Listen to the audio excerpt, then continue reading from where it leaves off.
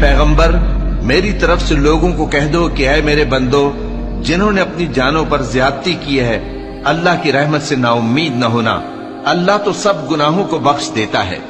بے شک وہی تو ہے بڑا بخشنے والا بڑا مہربان۔ اور اس سے پہلے کہ تم پر عذاب آ واقع ہو اپنے پروردگار کی طرف رجوع کرو اور اس کے فرما بردار ہو جاؤ، ورنہ بعد میں تم کو مدد نہیں ملے گی۔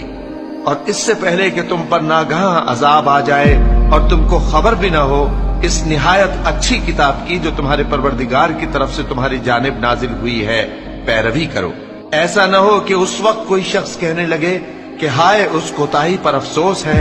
جو میں نے اللہ کا حق ماننے میں کی اور میں تو ہنسی ہی کرتا رہا،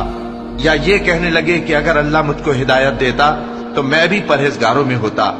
یا جب عذاب دیکھ لے تو کہنے لگے کہ اگر مجھے پھر ایک دفعہ دنیا میں جانا ہو تو میں نیکوکاروں میں ہو جاؤں۔